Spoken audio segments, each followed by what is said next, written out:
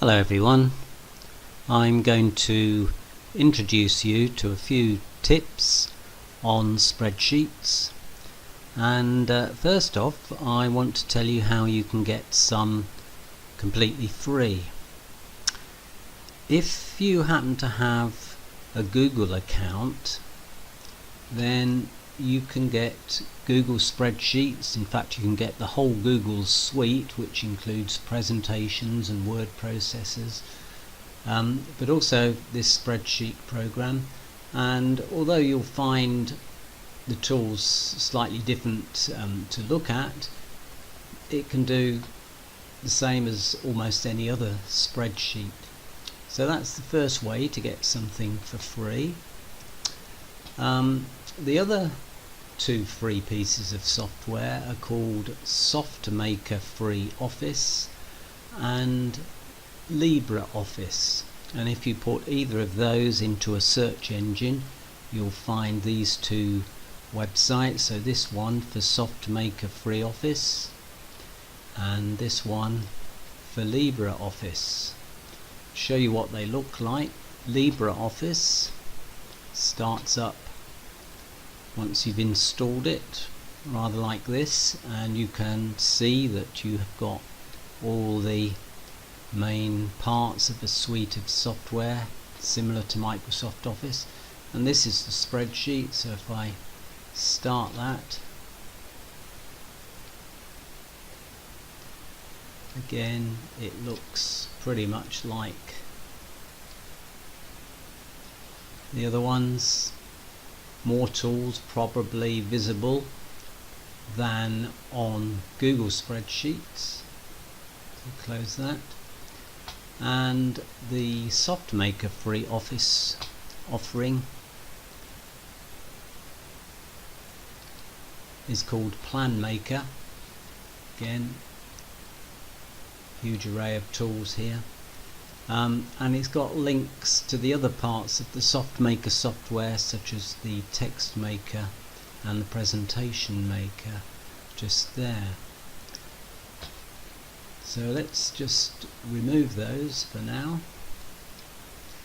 and I'm going to concentrate the rest of the video on Excel, which again doesn't have to be hugely expensive. You might find it's bundled in with your new computer. Otherwise you could keep a lookout on eBay, where occasionally software licenses are sold for under £10 or so, and you can get a license and then go to the Microsoft Office site and download Office, put in your license, and you've got full Office suite for a very reasonable amount of money. So as I say, I'm going to concentrate on Excel because that is the most common spreadsheet found around and about. So I'm going to show you the format painter, which is actually something that's present right across the Microsoft Office suite, so it's not confined to spreadsheets, but that's where I'm going to demonstrate it. I've got a sheet loaded that I'll gradually build up, and it's basically just a simple little sheet to show you how you could plan a coffee morning.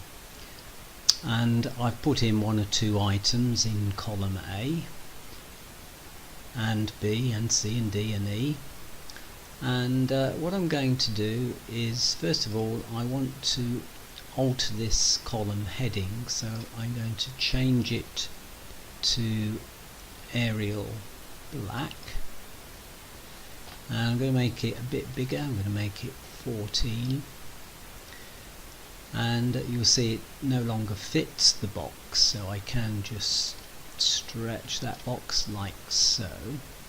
But what I want to do is to copy that style across to those columns as well. So I click into A1, go up to Format Painter, and then simply drag across those, let go, and it will copy that format into those areas. If I drag on the letters A, B, C, D, E, F, and you'll see that that highlights the entire column, not just those particular cells. If I then take any one of these lines that separate the columns, I can double click, click, and it automatically makes them wide enough to contain the text or whatever happens to be inside them. And then if I just click in an empty space, that will release the selection. I want to change the format of everything else as well, so I'm going to click on one of them, and this time I'll just have ordinary Arial, make that 14, and choose the format painter and drag across the area that I'm going to use, and there we go.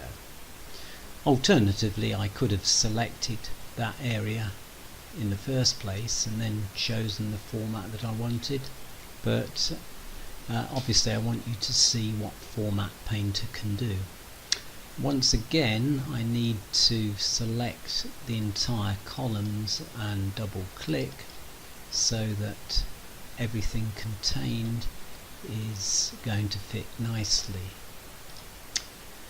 The other thing I want to do is that these items here are in currency, so if I just choose one of them, I can then go up to my number formatting, choose currency, and then use my format painter and drag over the area. I'm also going to go across to that column as well in case I decide to add any more numbers. There we go. So there we are, that's Format Painter. So I'm going to put some formulas in and show you how to copy them down very quickly. I've removed the previous numbers that were here just to show you how to make a formula. So I click into that box, which is E2, and you always start a formula with an equals sign. So what I want to do is multiply that by that. So I'm going to say equals, I'm just going to click on that, saves me having to type it in, and then the asterisk sign means multiply in all spreadsheets, and click on that one, press enter, and voila, there is a result. Now of course don't really want to have to do that all the way down here, so what I'm going to show you is how to replicate it, and you'll notice that right in the bottom right hand corner there is a little dot, and when you put your cursor on that little dot it changes into a plus sign. And if I now click my mouse and hold the button down, I can drag down here, not going all the way down to grand total because that will be a different formula. I'll let go, and there we are. It's calculated the only other one that's got an entry, so 2 lots of 75 pence, obviously £1.50, but it is all ready for whatever we fill in here. So if I, whatever the next item was, if I had 8 at, I don't know, £3.89, press enter, you'll see that instantly it gives me the result there. And if I click on any one of these, let's take that end one, you'll see up there it's C13 asterisk D13, so C13 that box asterisk D13 that box, multiply them together. Well, nothing times nothing obviously is nothing. So just to show you that again, I put my first formula in there, I held my mouse button down on the bottom right hand corner, dragged down, let go, and it replicated the formula. Notice how it doesn't copy it exactly. We wouldn't want £1.20 all the way down there, but it's what's called copying it relatively, so it changes the number of the cell as we move down. So that's it, that's replicating formulae. Just before we move on, I want to show you how that replication tool can be used in other ways. So I've got myself a blank spreadsheet here. Let's just put in Monday and today's date, 30/10/17, and I will just alter that into long date, and we'll do what we did before. We'll put Arial and we'll make it 14, and we'll drag across there and double click so it all fits in. Now if I select both of those together, there's our little dot. If I replicate down, I wonder if you can guess what's going to happen. Let go, and there we are. We've got an automatic calendar. The dates don't fit, so it's come up with all these hashes. But if you remember, I'll click on A, drag across to B, double click the edge, and it all fits perfectly. So there's an instant way to produce a calendar, and you can make it as long as you like by the same method. If I just drag there, I can keep going for as long as I like. Let's just take it to 2018. There we are, 1st of January 2018. So they weren't formulae, but it can replicate sequences as well. So for instance, if I put down the number 1 and the number 3 and selected them both like so, and then if I replicate down, you'll see that it worked out that there was 2 difference between those 2 numbers, and so it carried on in the same way, adding 2 to each number in that way, and that could go on forever, and you could make it far more complicated if you want to. So that's a super little tool that's worth remembering. So now we're ready to complete the spreadsheet. You'll see that I have filled in using the Tesco website. I've looked up these items and found the prices, but of course you can use your favourite supermarket. And I have to say, I haven't planned the coffee morning all that well.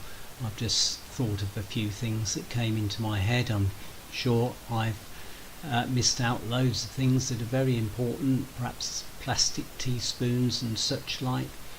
But anyway, I've completed the numbers required and the cost each, and of course we'd already put in the formulas here so that the total cost of each item was automatically calculated. Now grand total needs to go there in E14, level with where it says grand total, and very easy to do because Excel has auto sum. If you click the little arrow just to the right of it, you can see it could average, it could count numbers, it could sort out the maximum number or the minimum number, or you could get involved in all sorts of functions which we won't go near today. But sum means to add up, so I'm just going to click there and you see it's automatically guessed which area we want to add up, and that's fine. So I'm just going to press enter, and there's our result, £29.63. Now of course you could add other things. You could, for instance, pop in there something like charity donation, and you could say that that was going to be, well, we'd have to put in something like, I don't know, let's say we were going to donate to our favourite charity £100 from this coffee morning, so I'll put 100 in there. And next you see that our total's gone up by £100. Let's say we were going to find out how many were coming, how many came or were coming. Notice that it's remembered the formatting that we were using, so we will put in that one. Let's say 30 people came,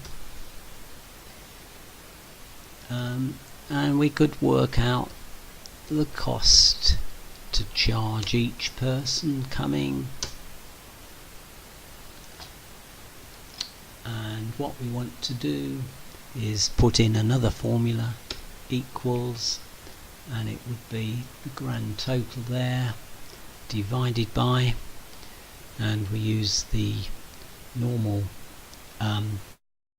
slash for divided by 30. Click on that, press enter, and there's our result. I'm going to use the format painter now. Click and drag over those two, make sure it's the same format. Notice that it's formatted the number coming as currency, so we don't actually want to do that. So I'm going to click back on that, go back up to currency and just click on general, and it'll go back to 30. So £4.32 to charge each person coming into our coffee morning, and they could have all these wonderful things to eat and drink. So there we are.